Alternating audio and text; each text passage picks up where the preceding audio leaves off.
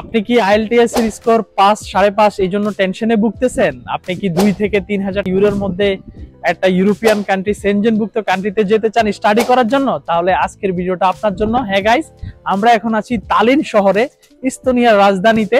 আর ইস্তোনিয়াতে কিভাবে স্টাডি করবেন, কত টাকা টিউশন ফি, কোথায় পড়াশোনা করবেন, কোন ওয়েবসাইটে যাবেন, সব ডিটেলস আজকের ভিডিওতে আমি আপনাদেরকে দিব। সো চলেন শুরু করা যাক। সবার আগে বলি, ইস্তোনিয়া কিন্তু একটা সেনজেনভুক্ত কান্ট্রি, আর এটা কিন্তু খুবই সুন্দর এন্ড খুবই ফ্রেন্ডলি একটা কান্ট্রি। এখানে প্রায় 1.3 মিলিয়ন পিপল, ইস্তোনিয়ান পিপল। আর আপনারা কোন ওয়েবসাইট থেকে অ্যাপ্লিকেশন করবেন, সেই ওয়েবসাইটের নাম studyinestonia.ee, আমি স্ক্রিনে দিয়ে দিব। এখানে গেলে আপনারা ইউনিভার্সিটির লিস্টগুলো পেয়ে যাবেন, যেমন কি তালিন বিজনেস স্কুল, অনেক অনেক ইউনিভার্সিটি আছে। আপনারা ওইখানে গেলে আপনার পছন্দ মতো সাবজেক্টে আপনি ব্যাচেলর অথবা মাস্টার্সে অ্যাপ্লিকেশন করতে পারবেন।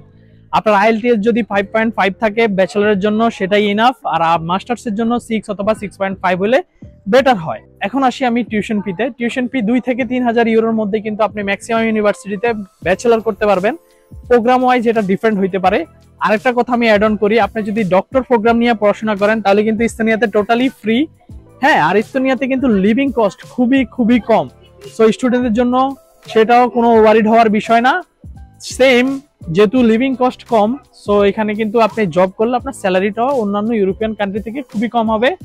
যেমন কি ইউরোপের অন্যান্য দেশ, আপনি যদি এখন ডেনমার্ক, ফিনল্যান্ড অথবা নরওয়ে, নেদারল্যান্ড এসব দেশে পড়াশোনা করতে যান, আপনার ব্যাচেলারের জন্য পার ইয়ার 10 থেকে 15,000 ইউরো টিউশন ফি লাগবে। সেখানে ইস্তোনিয়াতে এখনো মাত্র 2 থেকে 3,000 টাকার টিউশন ফি। সো এটা ভাবা যায় ইয়ারলি খুবই কম। কিন্তু ইস্তোনিয়া কিন্তু একটা সেনজেন কান্ট্রি, ফিনল্যান্ডের নেইবার, সুইডেনের নেইবার। সো একদম সেম। আপনারা কিন্তু ইস্তোনিয়াকে বেছে নিতে পারেন আপনাদের স্টাডি ডেস্টিনেশন হিসাবে। খুবই জোস একটা স্টাডি ডেস্টিনেশন হইতে পারে আপনার জন্য।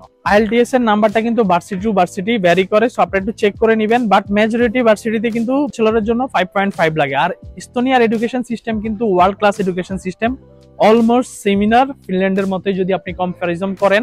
সো এখন আসি আপনার কি কি ডকুমেন্টস লাগবে। আপনার ইউনিভার্সিটি চেক করা হয়ে গেছে, এখন আপনার কি কি ডকুমেন্টস লাগবে। আপনার পাসপোর্ট লাগবে সবার আগে, আপনার একাডেমিক ট্রান্সক্রিপ্ট লাগবে, আপনার আইএলটিএস ডকুমেন্ট লাগবে, একটা মোটিভেশন লেটার লাগবে, সিভি লাগবে, এন্ড দেন আপনি অ্যাপ্লিকেশন করে দিবেন। ব্যাংক স্টেটমেন্ট লাগবে।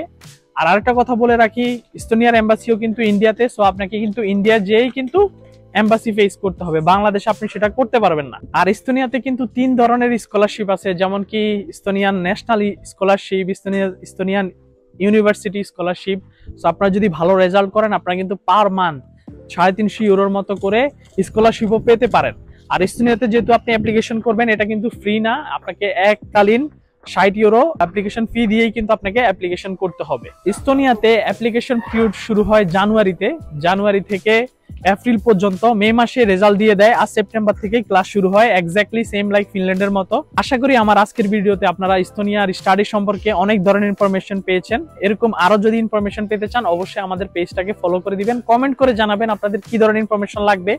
আমি যেহেতু ফিনল্যান্ডে থাকি, ফিনল্যান্ডের এডুকেশন সম্পর্কে কি ধরনের ইনফরমেশন লাগবে অবশ্যই কমেন্ট করে জানাবেন। আমরা চেষ্টা করবো আপনাকে সেইগুলো রিপ্লাই ভিডিও বানাইতে। তো যদি ভালো লাগে অবশ্যই লাইক, কমেন্ট, শেয়ার করে দিবেন। সবাই ভালো থাকবেন, সুস্থ থাকবেন। আসসালামু আলাইকুম।